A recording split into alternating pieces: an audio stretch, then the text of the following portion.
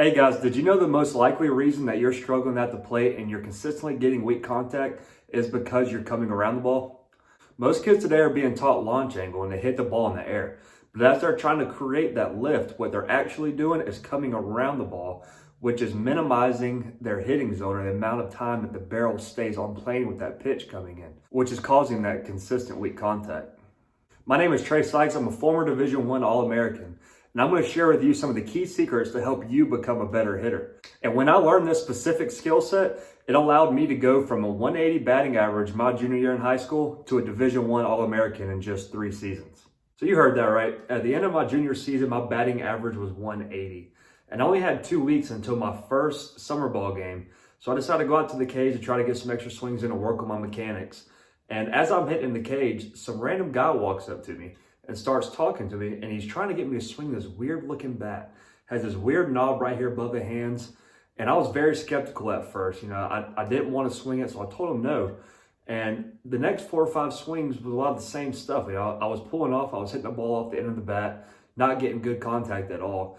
And he said, why don't you just try it? Just see if you like it. I mean, it's not going to hurt anything. So I finally agreed to it, and I picked up the bat. And as I'm holding it, I noticed it's a little bit heavier than my normal game bat, but it wasn't too crazy. So I take 4 or 5 swings with it, and I noticed it felt pretty good. So he said, now switch back to your game bat. So I pick up my game bat, and instantly I just felt that it was much lighter in my hands. And the very first swing I took, I just smoked the ball into the left center of the cage.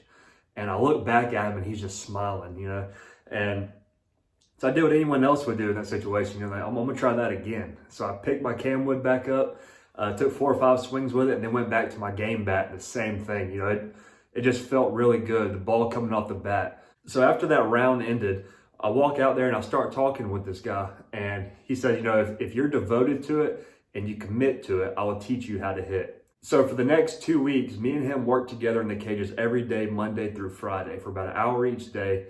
And I get to my very first summer ball game, and first at bat, I'm facing this lefty, and he throws a 2-seam fastball that cuts right back over the middle of the plate, and I just put a good swing on it. And sure enough, I'd hit a home run out the left center. I mean, this was my first home run in 2 to 3 years. But only after 2 weeks of swinging these bats and training with them, I'd already hit a home run. So I already started seeing the progress, and at that point, I got addicted to it.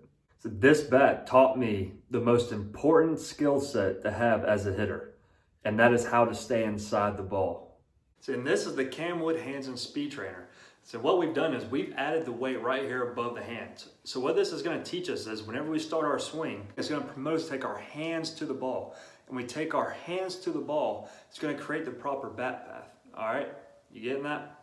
So whenever you drive your hands down to the ball, you stay inside the ball, and you create the proper bat path that you need to consistently have a good swing.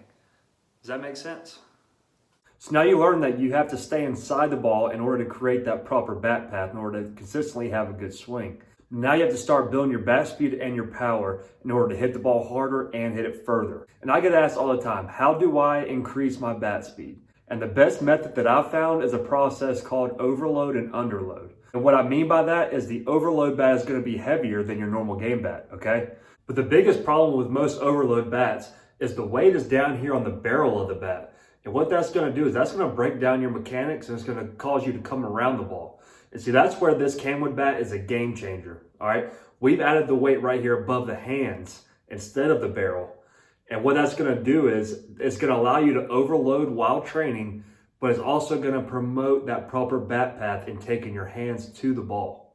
So we're going to take a couple of swings with a heavier bat to build our muscles and build our strength, right? And then we're going to come in with a lighter bat to build our fast twitch fibers, all right? And whenever you marry those two together, you start seeing a huge increase in bat speed very quickly. So not only is this bat going to teach you how to create that proper bat path, but it's also going to increase your bat speed and it's going to increase your power.